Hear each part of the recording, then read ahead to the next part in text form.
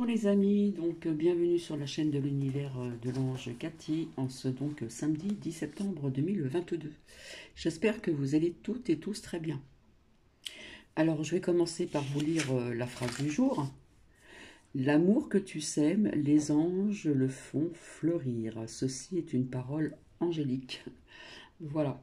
Alors je viens vers vous ce matin, il est exactement 10h15.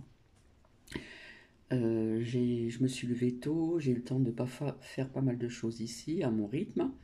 Et puis j'ai cuisiné un peu, j'ai fait des carottes, et puis demain je ferai des lentilles. Et ça fera un bon petit mélange. Voilà, parce que les lentilles, c'est très bien aussi à manger pour l'automne, l'hiver. Il y a du fer dedans, etc. etc. Bref. En ce qui concerne hier, euh, ma dernière vidéo, hein, mon sentiment, mon ressenti vis-à-vis de, vous voyez ce que je veux dire. C'est vrai que j'ai eu des vues, mais j'ai pas eu trop de commentaires, à part toujours la même personne, Chantal Michalak, qui dit que le son est faible. Donc à deux reprises. C'est vrai que je ne parle pas fort, mais j'ai visionné la vidéo et je suis désolée, on entend très bien. Voilà ce que je vous réponds, Chantal. Donc à mon avis, voilà, c'est déjà arrivé dans le passé, pas très lointain, d'avoir ce genre de commentaires. Ce n'est pas grave. Alors une chose dont je voulais vous dire aussi, que j'avais vu dans mes oracles et que j'en ai parlé depuis longtemps, vous avez appris que pour les retraités, il y aura donc 4% en plus pour les retraités. Et comme je vous l'avais dit, ce ne seront des miettes vis-à-vis de l'inflation, donc ça ne changera pas grand-chose. Voilà. Donc là, ce que j'avais envie de vous partager, sans vous montrer, bien sûr, parce que la dernière fois, je crois, il me semble que j'ai visionné, etc. Je vous ai fait visionner, et personne ne m'a répondu si on a vu ces deux vidéos qui parlaient d'antan, etc. Hein, je ne sais pas si ça a été vu ou pas. On m'a, je le vois donc sur la chaîne, mais personne m'a répondu. Donc, alors là, je vais vous faire écouter la vie des paysans au Moyen Âge, et vous allez voir que depuis un petit moment, et surtout actuellement, il y a des choses qui n'ont pas trop changé au niveau des paysans, et vous comprendrez pourquoi. J'espère que cette vidéo va venir jusqu'à vous, parce que j'ai trouvé que c'était intéressant, et en plus, c'est très court, c'est pas très long. Alors ici, nous avons un temps gris, il a plu cette nuit. Ce matin, j'ai pratiquement pas dormi, donc je me suis levé plus tôt que d'habitude. Il pleuvait encore, et puis boum, ça c'est tombé super. J'ai attendu un petit peu, c'était à peu près l'heure de la sortie de Nuki, donc il ne pleuvait plus. Par contre, il y avait un vent frais, la température pardon, s'est rafraîchie, et puis la température va remonter un petit peu aussi, donc plus tard.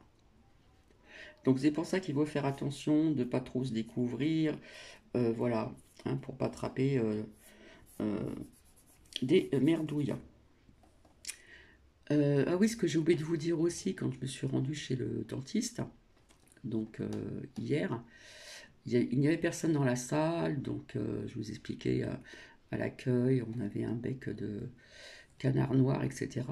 J'avais le mien qui n'était pas comme celui-ci, et j'étais toute seule dans la salle, et par correction, j'ai demandé est-ce que je peux baisser ma muselière, parce qu'en plus la fenêtre était ouverte et j'étais toute seule. Oh bah dis donc, j'ai été très surprise, on m'a dit oui. En fin de compte, je ne l'ai pas gardé longtemps, puisqu'après je suis passée directement, comment dire, dans la salle, du dentiste. Et voilà, bref, ça j'avais oublié de le dire. Donc, je vais vous faire partager la vie des paysans au Moyen Âge, à bien écouter, parce que quelque part, vous avez toujours des paysans, entre guillemets, hein, producteurs aux producteurs, qui galèrent hein, vis-à-vis déjà du travail à faire. Bon, on n'a plus les mêmes outils, c'est plus moderne, etc. Mais enfin bon, ça galère toujours, quoi.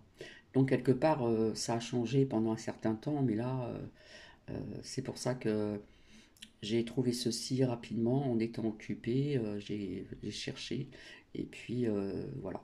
Donc si ça bug, je mettrai sur pause parce que c'est long. Et quand j'ai parlé des enfants hier qu'on entendait, après ça me dérange pas, hein. Personnellement ça me dérange pas, c'est normal. Les enfants, s'il fait pas beau et qu'ils jouent à l'intérieur, ça fait du bruit, hein. Ça fait du bruit. Après ça dépend desquels, hein. Chaque enfant a son caractère, il y en a qui vont être plus calmes, d'autres qui vont être plus vivants, etc. C'était surtout vis-à-vis de vous, hein. Voilà. Mais personnellement, ça ne me dérange pas du tout. Donc, bah écoutez, hein, si vous souhaitez écouter ceci, la vie des paysans au Moyen Âge, donc bah, j'espère qu'elle parviendra jusqu'à vous. Allez, je vous invite à vous asseoir confortablement, à boire un petit café, un petit thé ou autre, cappuccino, voilà. Allez, nous y allons. Alors par contre, Chantal, là le son, je pense qu'il va être assez fort, vous allez certainement bien entendre. Désolé, hein. Faut bien rigoler un petit peu, hein. Voilà. Allez. Ensemble la vie des paysans Parce au que le Moyen son est au Âge. taquet, là. Au cours de la séance précédente, nous avons découvert le plan de la seigneurie de Wismes datant du XVe siècle. Le château fort et l'église sont situés au centre du village. Et tout autour se trouvent les tenures et les maisons des paysans. Mais qui sont les paysans du Moyen Âge? Comment vivent-ils? Nous allons commencer par découvrir leurs conditions de vie. Au Moyen Âge, on les appelle des vilains, c'est-à-dire des paysans libres, par opposition aux serfs, qui eux ne le sont pas. Ils représentent la part la plus importante de la population, c'est-à-dire les 9/10. Ils vivent dans des maisons modestes, comme nous pouvons le voir dans ce village médiéval reconstitué près de Berlin. Leur maison est bâtie sur un soubassement de pierre, les murs sont en torchis, c'est-à-dire un mélange de boue et de paille, et le toit est en chaume, c'est-à-dire en paille séchée, posée sur une charpente en bois. La partie occupée par les humains possède un grand lit de paille, où l'on dort à plusieurs, une huche, sorte de coffre où l'on range le pain, et un foyer entouré de bancs. Alors vous voyez qu'à cette époque-là, ils dormaient à plusieurs, hein, parce il n'y avait pas beaucoup de place. Souvent, il y avait la grande pièce principale où ils cuisinaient, ils mangeaient et ils dormaient. Alors que maintenant, s'il y a des personnes qui veulent se séparer, divorcer, eh bien, on vous demande une chambre pour l'enfant. Voilà. Si vous n'avez pas cette chambre pour l'enfant, bah, vous pouvez avoir des soucis de votre garde d'enfant. Alors qu'avant, même il n'y a pas si longtemps que ça, il y a quelques années en arrière, il y avait des familles qui vivaient ensemble, hein, et dans des pays aussi ailleurs, Moyen-Orient, etc., etc., beaucoup de personnes dorment ensemble. Aussi où il fait très froid, là, je ne sais plus comment on les appelle, c'est pareil, ils dorment quand même à plusieurs. Les Indiens, je parle pas des... En Inde, je parle des vrais Indiens, bah, quelque part, ils dormaient un petit peu ensemble aussi, hein. Il n'y avait pas trop le choix. Donc maintenant, ça devient très compliqué, il faut la chambre pour l'enfant, etc., etc. Alors qu'il y en a qui vivaient bien comme ça, voilà, puis ils faisaient avec, hein. Voilà, je voulais vous dire autre chose aussi, mais je me rappelle plus, ça me reviendra. Allez, on continue. Où l'on s'assoit pour se réchauffer pendant les longues soirées d'hiver. Le sol est en terre battue. Leur alimentation est monotone et peu équilibrée. Elle est basée sur le pain noir ou la bouillie, des soupes et de la viande de porc souvent salée, mais aussi de quelques fruits et des ressources du poulailler. Les végétaux forment les ingrédients variés des soupes, qui sont un plat quotidien avec le pain. Celui-ci est souvent confectionné et cuit une fois par semaine ou tous les 15 jours pour éviter une trop grande perte de temps et d'argent pour l'utilisation du four banal. L'équilibre des paysans est donc fragile. Ils sont exposés aux conditions climatiques, aux épidémies du fait de leur grande promiscuité et aux guerres. Ils prient pour que Dieu les protège de ces fléaux. Ainsi, tout au long du XIVe siècle, la peste noire va faire de très nombreux morts. On estime qu'elle a tué entre 30 et 50% de la population européenne en 5 ans, de 1347 à 1352, faisant environ 25 millions de victimes. Abordons maintenant les conditions de travail des paysans. Les travaux des paysans sont en fonction des saisons. Ainsi, quand la saison le demande, ils travaillent dur la journée. Ils doivent labourer les champs, semer, récolter et engranger la moisson, c'est-à-dire la mettre en réserve. Toutes ces activités, la céréaliculture, l'élevage, la viticulture, sont réalisées à la force des bras. En hiver, par contre, le froid, l'enneigement, le gel de la terre et la courte durée de l'éclairement solaire leur permettent de rester à l'abri dans leur masure.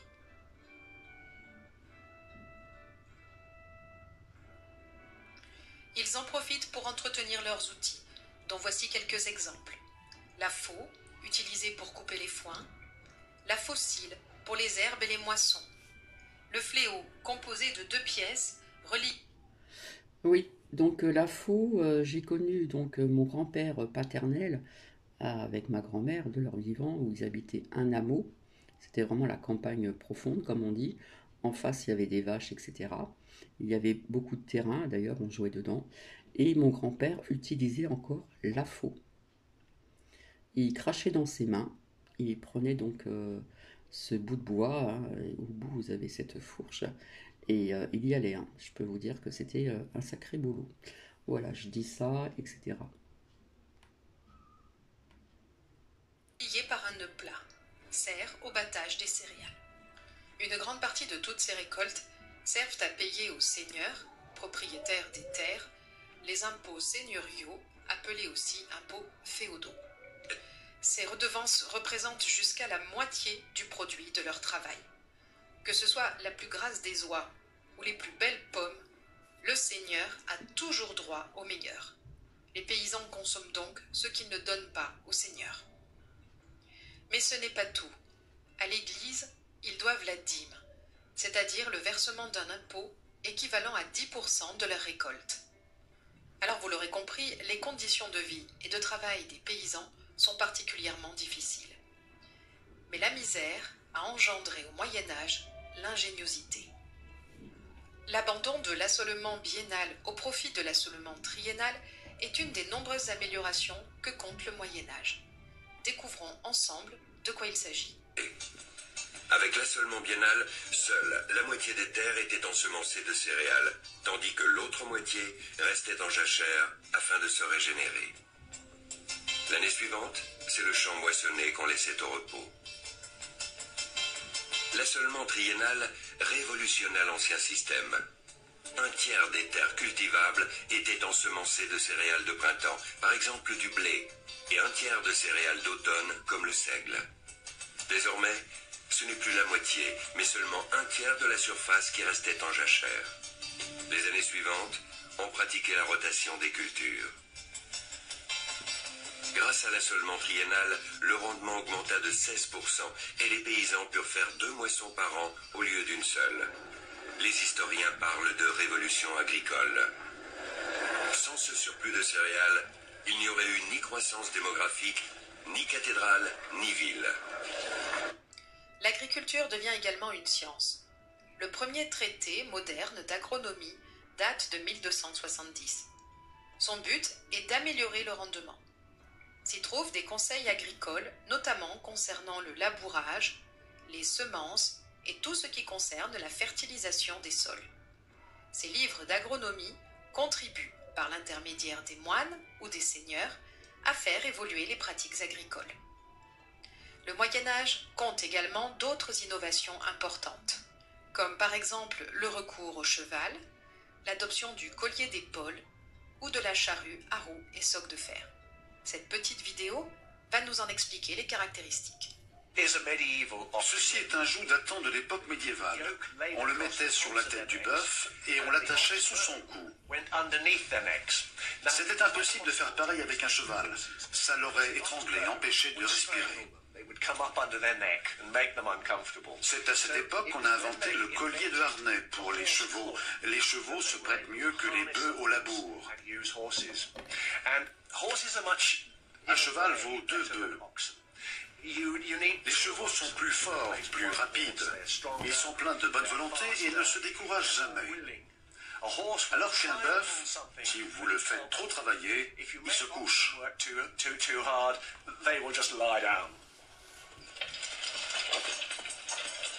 La famille Hanson fait un pari. Elle va labourer une partie du champ avec des chevaux et des bœufs, les mêmes conditions s'appliquant aux deux attelages. Grâce au développement du collier de harnais, on a pu utiliser les chevaux de selle comme animaux de trait. Les fers facilitaient la marche en terrain lourd. La charrue, à roues et socs métalliques, est une autre invention majeure du Moyen-Âge. Premièrement, elle est plus maniable. Deuxièmement, elle ne se contente pas d'érafler le sol comme le faisait l'arère à soc en bois. Elle trace des sillons profonds et retourne en même temps les mottes de terre, ce qui augmente le rendement des sols.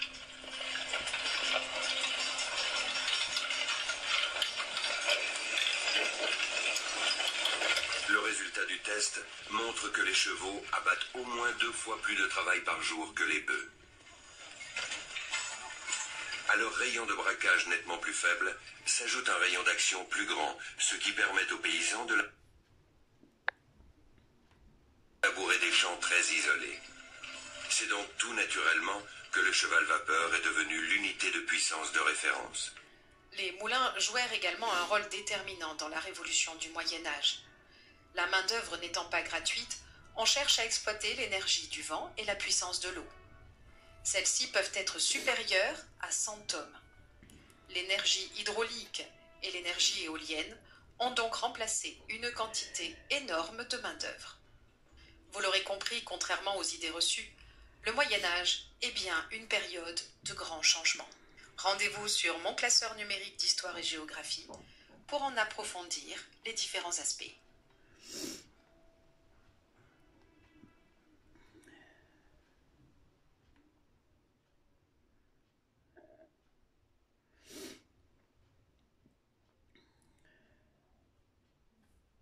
Salut, c'est Alain.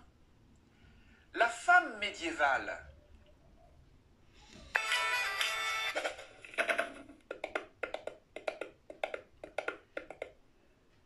Bon, petite précaution oratoire avant de commencer. Le but de cette vidéo n'est ni féministe, ni machiste, mais historique. Je ne cherche pas à prouver quoi que ce soit, ni à prendre position par rapport aux revendications actuelles dont je parlais à l'instant. Sur ce sujet, je n'ai aucune légitimité et mon avis n'a pas la moindre valeur. Alors, si vous le voulez bien, plongeons-nous tout simplement dans l'histoire avec un grand H.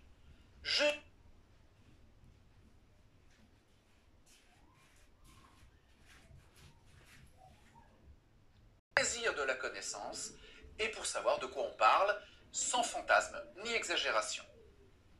Bien. Alors quand on veut chercher à savoir, le mieux est de se plonger dans les sources. Oui, sauf que là, on a un problème. Les sources écrites d'époque sont carrément orientées. C'est comme si, dans un procès, on ne faisait appel qu'aux témoins à charge. Pas d'avocat de la défense, pas de témoins à décharge. Enfin si, quand même, mais pas beaucoup, on va voir ça. La raison est que la quasi-totalité des textes, et ce d'autant plus qu'on remonte loin dans le temps, a été écrite par des hommes d'église qui, globalement, n'aiment pas les femmes, ne les connaissent pas et surtout ont peur d'elles. Bonjour. Ah, m'adresse pas la parole, hérétique, c'est bon. Excusez-moi, pour moi les femmes, j'aime pas ça, c'est de la saloperie. Oui, d'accord, c'est encore un stéréotype du genre de ceux que j'essaye de combattre. Mais c'est quand même un peu justifié. Plus on avance dans le Moyen-Âge, et plus il y a des écrits issus de chroniqueurs laïques. À partir du XIIIe siècle, s'y ajoutent également les poètes et troubadours. Mais globalement, ce n'est pas un stéréotype que de dire que la majeure partie des écrits à notre disposition est issue des personnes appartenant au clergé. Et ces personnes, cloîtrées dans leur monastère, ou enseignant dans les facultés, ou même conseillers des princes, n'ont de la femme que l'image lointaine de leur mère, d'autant plus mal connus qu'ils sont la plupart du temps entrés dans les ordres avant leur puberté. Ensuite, voués à un célibat mal digéré parce que pas choisi en pleine conscience, ils font de la femme la tentatrice, mais aussi la faible qu'il faut protéger d'elle-même. Pourquoi cette caricature? Mais à cause d'Ève, et c'est dans la Bible. Donc, parole de Dieu irréfutable. C'est par la femme, par sa faiblesse face aux démons, mais aussi parce qu'elle-même a su convaincre Adam, trop confiant, que la création a été exclue du paradis. Ce n'est pas tant qu'on ne peut pas lui pardonner, que le fait qu'on ne peut plus jamais lui faire confiance. Elle est faible et conduit l'homme à sa perte. Un point, c'est tout. Et je ne vous listerai pas les citations qui racontent ça, parce que ce serait beaucoup trop long. Bon, allez, une quand même, pour le plaisir, d'un nommé Hildebert de Lavardin, évêque du Mans, puis archevêque de Tours, fin 11e, début 12e siècle. La femme, chose fragile, jamais constante sauf dans le crime, ne cesse jamais spontanément d'être nuisible. La femme, flamme vorace, folie extrême, ennemie intime, apprend et enseigne tout ce qui peut nuire, etc. Bon, mis à part que le gars aurait eu besoin d'un bon psy, ça nous apprend quoi? Eh bien, ça résume l'opinion générale du clergé concernant la moitié féminine de la population, comme quoi elle est à la fois faible et instable, et forte et nuisible. Oui, c'est vrai, je le disais tout à l'heure, c'est un peu une caricature, et les choses ne sont pas aussi simples. Mais je ne suis pas là pour vous pondre une thèse, alors faisons avec ça, parce que, quand même, oui, c'est vrai, cette opinion a largement existé, on ne peut le nier. Et du coup, à partir du 19e siècle, c'est à partir de ça qu'on a cru comprendre le Moyen-Âge. Or, je vous l'ai dit, ce n'est qu'une partie de l'histoire racontée seulement par des gens qui ne constituent que des témoins à charge. Et pourtant, il ne faut pas croire que l'Église chrétienne a été seulement le tribunal qui a condamné les femmes. Il ne faut pas croire qu'elle a été depuis le début leur ennemie et qu'elle a bridé leur liberté et leur élan. Bien au contraire. Nicolas, son Excellence, on a complètement déconné. Déjà, il y a un élément majeur qu'il ne faut pas oublier. Pour la première fois dans l'histoire de l'humanité, des femmes ont été mises à l'honneur, ont été mises sur un piédestal pour servir d'exemple. Je veux parler des femmes qui ont été canonisées, et ça, dès les premiers siècles. Sainte Faustine, comment avez-vous pu me méprendre de la sorte? Vous êtes tel le nectar de lotus, la plus pure incarnation de la beauté et de la grâce de Dieu. Oui, bien sûr, il s'agit de femmes qui étaient parfaitement dans le moule de l'Église. Mais quand même, elles sont devenues saintes au même titre que les hommes. Après tout, comparons. De combien de femmes de l'Antiquité est-ce qu'on se souvient? Combien sont restées à la postérité? Néfertiti, Cléopâtre, ok, et puis qui d'autre? Alors qu'on parle encore de Sainte Clotilde, de Sainte Geneviève, qui, accessoirement, était l'une des édiles de Paris et qui a tenu un rôle presque militaire face à Attila. Et bien d'autres, dont on vénère encore le nom ou les reliques, un peu partout en Europe. Sainte Blandine, encore romaine, mais déjà chrétienne. Sainte Radegonde, reine puis moniale. Et toutes celles qui, localement, ponctuellement, ont été des exemples pour les femmes comme pour les hommes au début du Moyen-Âge. Et je ne cite là que les noms des premières saintes. Si l'on regarde bien, on constate même qu'il y a beaucoup plus de femmes que d'hommes canonisés de la fin de l'Empire romain au début du Moyen-Âge. L'Église n'était donc pas si misogyne que ça. Parce que dès les premiers temps, la religion chrétienne a aussi permis aux femmes quelque chose d'exceptionnel. Refuser la loi des mâles, comme dirait Maurice Druon. Refuser le mariage. C'est pour obtenir ma propre main que j'entends participer à ce tournoi. Ça, c'est inimaginable dans l'Antiquité. Chez les Grecs comme les Romains. Cette société soi-disant idéale, vénérée à la Renaissance. Mais où la femme n'est qu'une potiche, vierge ou reproductrice, plus ou moins cloîtrée dans un temple de Vestale ou au gynécée des Grecs. Mais jamais membre influente de quoi que ce soit. À Rome, la femme, sans exagération ni paradoxe, n'était pas un le beau-père ou le mari sont les chefs tout-puissants. La femme est uniquement un objet. Ce n'est pas moi, mais le juriste et historien Robert Villers qui le dit. Le christianisme des premiers siècles, et ça se voit clairement au début du Moyen-Âge, offre aux femmes la possibilité de s'extraire d'une certaine domination masculine et de refuser un mariage imposé.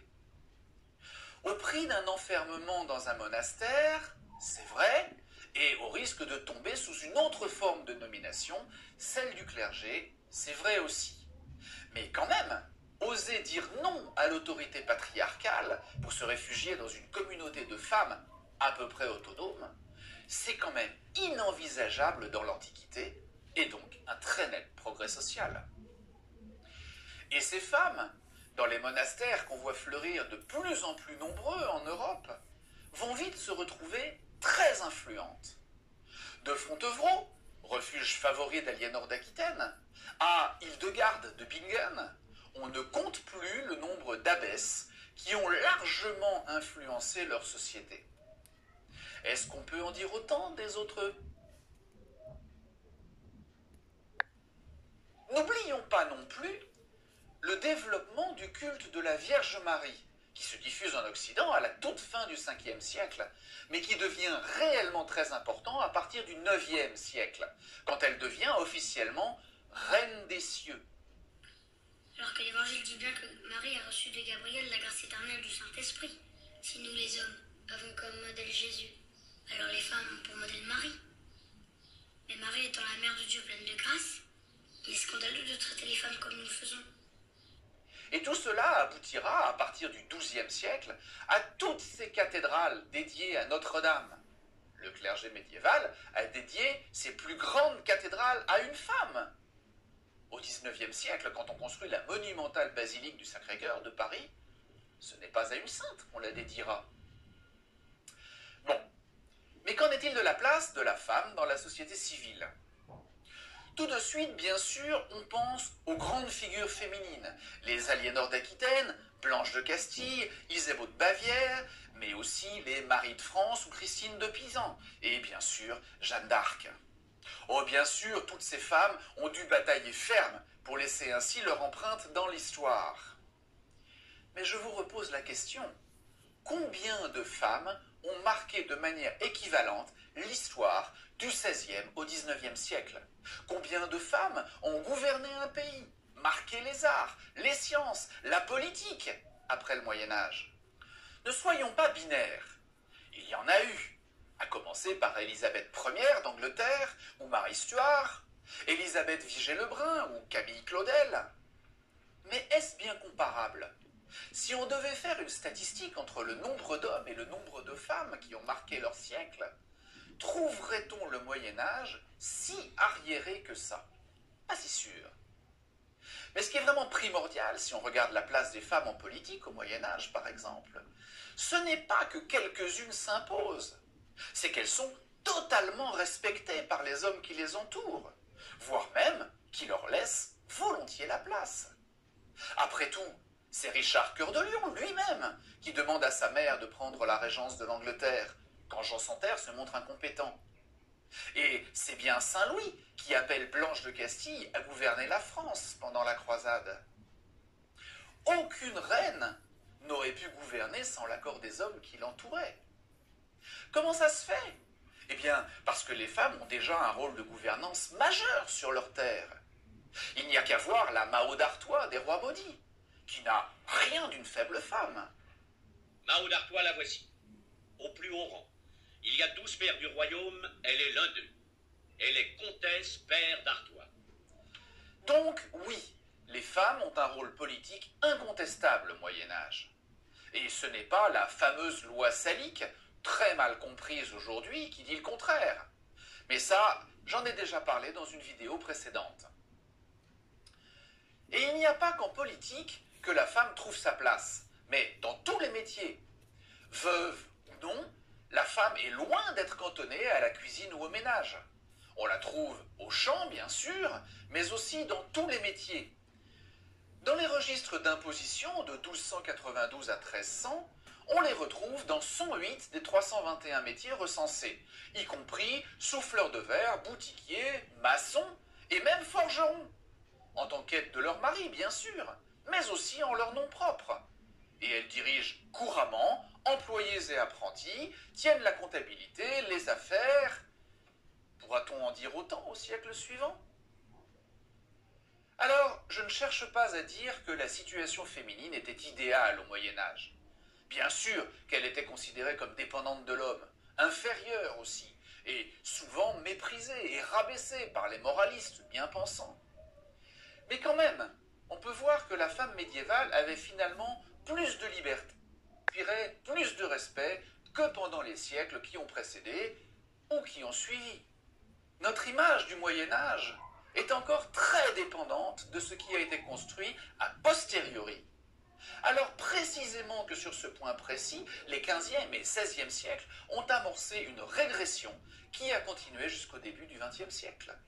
Combien d'entre elles ont alors été noircies, comme Jeanne de Bourgogne, épouse de Philippe VI, devenue la mauvaise reine boiteuse, coupable d'usurpation du sceau royal, de trahison et d'empoisonnement, et dont la boiterie rappelle celle du diable. Comme Isabelle de Bavière, l'épouse le fou, devenue Isabeau, surnom très péjoratif, et coupable d'avoir vendu la France aux Anglais lors du traité de Troyes. Il y a là des relents de Révolution française et de haine pour Marie-Antoinette. Alors oui, il y a eu des femmes brûlées comme sorcières, mais finalement, pas beaucoup si l'on y regarde de près, et on oublie vite qu'il y a aussi eu des hommes brûlés comme sorciers. N'oublions pas que dans l'histoire d'Héloïse et Abélard, qui sera finalement le plus puni? Héloïse, la tentatrice, celle qui a dévoyé un saint homme, respecté et reconnu, un enseignant de premier ordre? Bah non, elle sera juste renvoyée dans son abbaye, dont elle n'aurait jamais dû sortir, et finira abbesse très respectée. Pierre Abélard, lui, sera reconnu coupable d'avoir perverti une jeune fille innocente et émasculé en août 1117, ce qui accessoirement arrête net sa carrière de plus illustre professeur de son temps. Alors bien sûr, le Moyen-Âge n'était pas un paradis pavé de roses. Mais finalement, par rapport à l'Antiquité, à la Renaissance et aux siècles qui ont suivi, c'était loin d'être la période la pire de l'histoire. Et s'il a permis à des femmes exceptionnelles de marquer l'histoire, beaucoup d'inconnus plus ou moins ordinaires y ont tenu une place primordiale dans une société peut-être pas si machiste que ça en fin de compte.